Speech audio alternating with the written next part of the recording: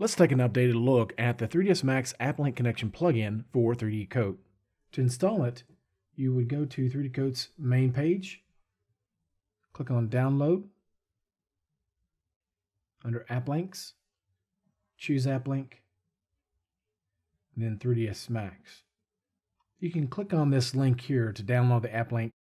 Once you have it downloaded, you would extract the zip file, and once that's extracted inside the folder, you would see something like this.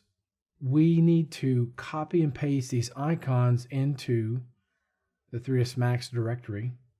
So you click copy, and then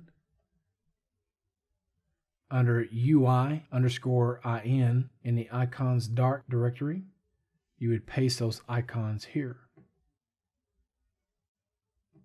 Now, the Max settings folder, we need to copy that. And then in your documents directory, you should have an Applinks directory. Just copy and paste that here. Now, once that's done, you go to 3ds Max. You can drag and drop your Max script icon into the viewport, or go to the scripting menu and choose Run Script. Once that's completed, then we need to create a button so that we can quickly access the Applink like I have here. To do that, we want to go to the Customize menu, choose Customize User Interface, go to the Toolbars section. Under the category list, we want to scroll down and choose Pilgway, and we will see the icon for the Applink. However, we need to create a button first.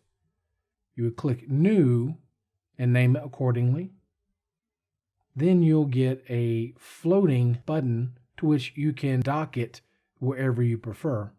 Once that is done, we have a blank button to which we can now drag and drop our icon onto that button. We're now good to go, and we can click on it to bring it up.